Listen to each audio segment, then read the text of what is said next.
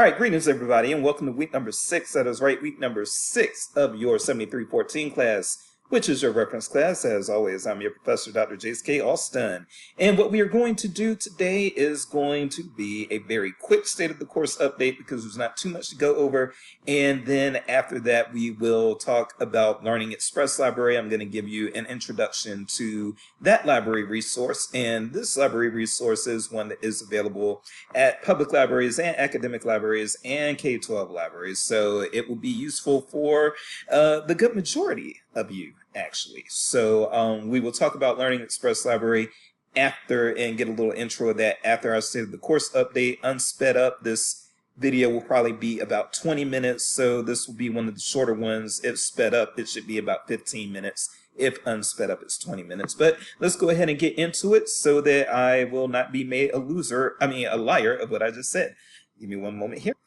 All right, so first of all, with our state of the course updates, if you have not turned in your Wikipedia edit assignment, you should have, and that is a problem. But please go ahead and get that turned in soon. If you already made arrangements with me, which a few of you did, then it won't be a problem. But if you haven't turned it in at this point, there will be a point deduction. However, I recommend that you take that point deduction instead of not turning anything in at all. Now, another thing to be aware of, and I'm not sure exactly why it's not showing up over here on my screen, but I hope it's showing up over there on your screen, is that you've all done the Wikipedia edit assignment. So now you have 3 assignments left. I know that just 2 are showing here, but you've got 3 assignments left. One is a discussion boards prompt, which will be due in about a week and a half. I'm recording this on, oh no, I'm sorry, I lied. It will be due in a little less than 2 weeks. So I'm recording this on July the 8th. So if you're looking at this on the 8th, the 9th, the 10th, then a week and a half to a little bit under 2 weeks is when the next discussion board prompt is due. But also, the LibGuide is also due on July the 21st. Again, I don't know why that's not showing up here, but if I click the assignments tab, it will show up there. And then also your semester-long projects, which you should have been already working on. Those are going to be due on July the 26th. And again, just to show you, in addition to discussion board prompt number 7 being due on July the 21st, you also have, on July 21st, there you go. You also have the LibGuide due on July 21st, and then the semester-long project is due on July the 26th. So you've got 3 things that are pretty much going to be due back to back to back, and you've got a busy 2.5, 3 weeks ahead of you, okay? But I know you all can do it. You're all very capable, and I have enjoyed you all thus far. Anyway, that is it for the state of the course update, really. For those of you who are in the Western Illinois area or the Eastern Missouri area, again, if y'all are interested in doing that meetup, that is up to you. I've created a discussion board area for you all to plan the meetup, but it's up to you all to actually make it happen. So we are, we've only got about 3 weeks left, of course. So if you all are gonna do that, then you probably need to at least exchange contact information within the next 3 weeks and try to get that going, because I don't know exactly when your access to the course is going to end, but your access to the course is not going to last very long after you turn in the semester-long project. So you all need to get the ball rolling on that. Now, if you want to get together as like a thing to celebrate the end of the course, by all means do that, but you probably want to share contact information with each other before the course actually ends, because there's no guarantee that you're going to be able to reach out to each other after that. Okay? All right, let's talk about some Learning Express Library. All right, so Learning Express Library. This is a resource that does a variety of things. Oh, what am I doing? All right, let's, come on, baby.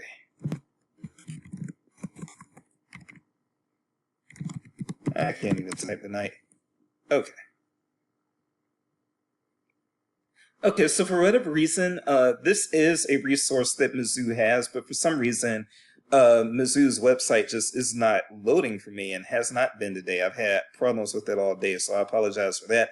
Hopefully when you are watching, there will be no problems with that website, but I'm going to go ahead and log in through my local public library. But again, Mizzou does have this resource. And again, the resource is called Learning Express Library. So We go in here. All right. And we're going to go in and be greeted with the home page. And so while we are waiting for that thing to log me in, let me actually just give you all a little bit of background information about one of the reasons why I would say Learning Express Library is important. So this is one of those, they didn't teach us that in library school sorts of things. So throughout your career, you're going to have people say, well, they didn't teach us that in library school. They didn't teach us that in library school. That is something that you're going to hear at least once a year for the rest of your career. Librarians love saying it, and it just is what it is. Librarians love saying it. You don't learn everything about any professional career in school, but whatever. Yes. One of the things that you don't learn in library school that does happen, particularly if you work in a public library, but I'm going to teach you now, is that one type of material that doesn't make it back to the library very often is going to be like test booklets. And so when I say test booklets, I mean like SAT books, AP course books, ASVAB things, GED, GRE, all of that stuff. When people check that stuff out, it does not come back. I don't know what it is about those types of materials, but they do not come back to the library. So in order to offset the effects of losing those types of materials or never having them and them always being in high demand because people are always taking GREs and SATs and GEDs and things like that. So one resource that you have to offset the lack of having those types of resources come back is you have this very trusty resource called Learning Express Library that is offered through EBSCO. And again, all types of libraries have this, public, academic, and K-12 tend to have it. And what you can do, now I'm not going to make an account right now, but you can actually register an account in order to actually save your progress or keep up with what you're actually doing in this app. So it's similar to what you'd see like if you like for instance, if you created a profile on Tubi or something, then you can save your progress and shows that you're watching or something like that. Same concept here. If you actually register with the site, then when you are doing test preps and that sort of thing, or tutorials, you can keep up with your progress, so forth and so on. But let me show you all what's in this resource. Now, again, I mentioned this before, but I'll mention it again. When I demonstrate these resources, it is not a tutorial to teach you how to be proficient with them. I am giving you an introduction. And then if you want to learn more about the resource and become proficient in it, then you need to take the time to practice with the resource. And again, this is something that Mizzou has. And it probably, if you already work in a library and the library you work at is not Mizzou, your library still probably also already has this resource, okay? So let's see what they offer. First of all, the thing that I personally used this for the most, again, was the college test, the test prep and that sort of thing.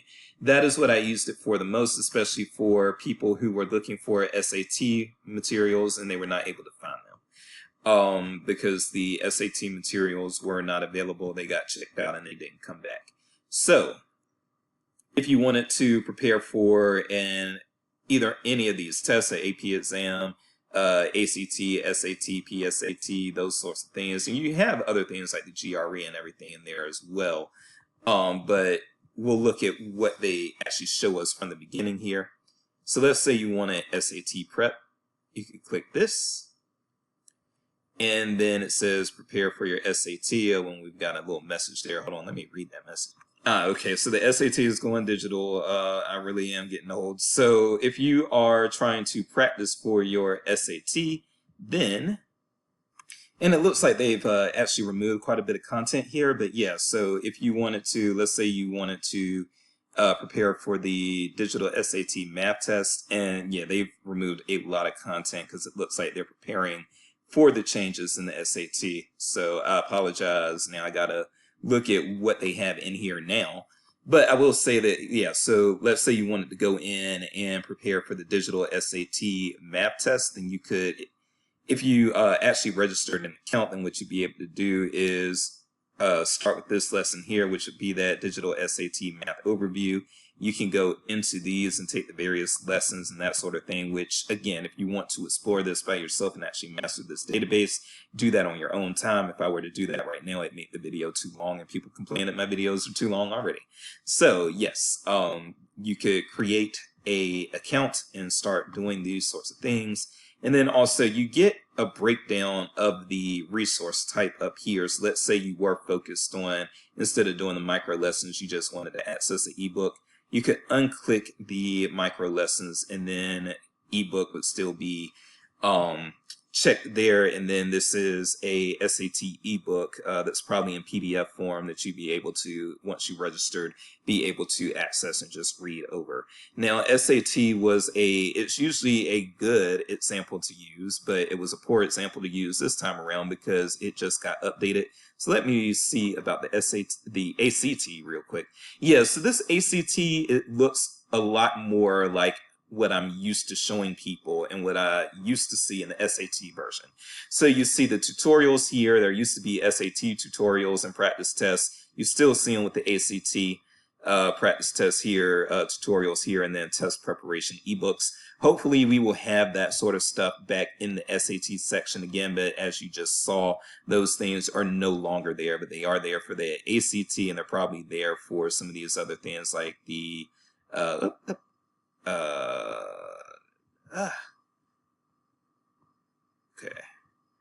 yeah, so probably with your AP exams, you still have all that stuff in there. Yeah, so you've got your ebooks, your videos, and practice exams there. It looks like you don't have it for your SAT now. I wonder for the PSAT. Looks like you still got some limited offerings for the PSAT, and hopefully again, for the SAT, hopefully they will get more robust resources to replace what it looks like they removed already. So with that said, let's look at some of the other centers that they have here. Okay, so another one that was very, very helpful was the adult core skills, specifically computer skills. So if I click that,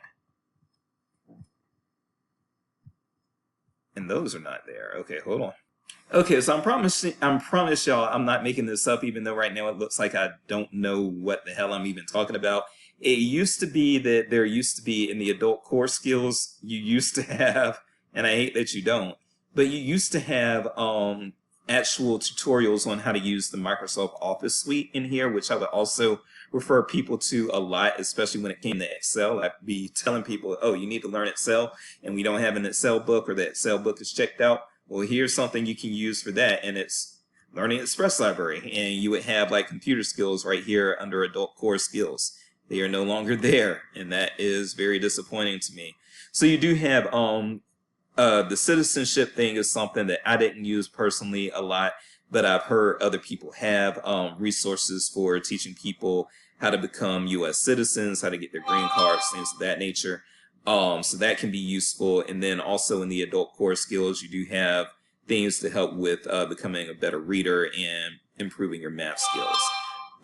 For other things that you will want to be aware of, high school students, they can work on, this has different resources to help them with their various course content. So especially with science and social studies, if you got students and they're coming in and they're talking about they need help, they need reinforcement with biology, with chemistry, they don't have physics, but they do have earth science. Then you've got games, you've got ebooks, you've got videos that they can use. And again, once you register, you can actually play with those and see how they work. And you've got these with like with social studies and other things as well. So Constitution, civics, geography.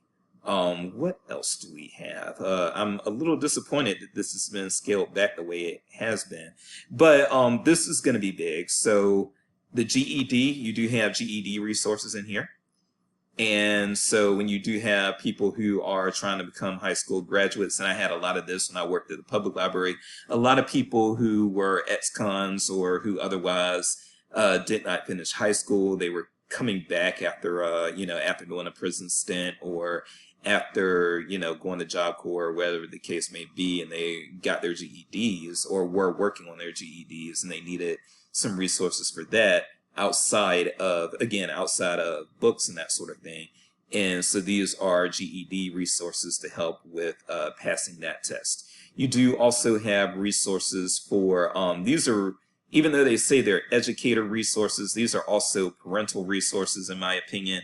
So like if you go to elementary school, these narrative reading practices, these reading and math practices, these are things that you as a parent can give to your kids when, make sure it's age appropriate, of course, but because I actually don't think I did algebra in elementary school. I don't think I did that till middle school. But make sure that what you're finding is age appropriate and grade appropriate, but you can get practice with these various fourth grade algebra. Yeah, I definitely did not do algebra in fourth grade. So the kids are much smarter than they were when I was a kid. But yeah, so you've got these practice things and that sort of thing, and it can really, again, help with reinforcing their skills. Now, I do hope, thank goodness they still have this. The last thing that I want to show you all, and so this is definitely taking a lot less than the 20 minutes that I said it was going to, so we'll probably be wrapped up in about 18 minutes this time around, unsped up. The other thing that I want you all to be aware of is that we do have the career prep. So, all right, so I'm going to go home to get it. All right, so with career preparation, when people want to become teachers and they have to take the various tests for teaching, or if they have to take the test for nursing or law enforcement, so that you've got like the praxis test here, and then you've got various specific state tests, including the Missouri MOGEA test.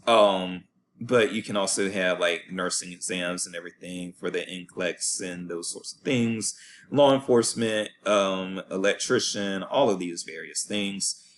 We have support materials for those as well, and that's good because these are also materials that don't always come back once they get checked out.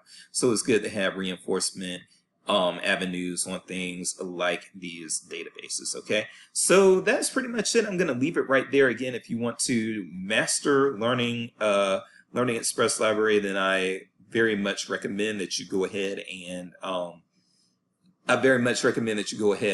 register for that resource, and then go ahead and just go in and start practicing yourself. Again, it is available through Mizzou, and it's also probably available through your local public library or wherever you work if you work in a library.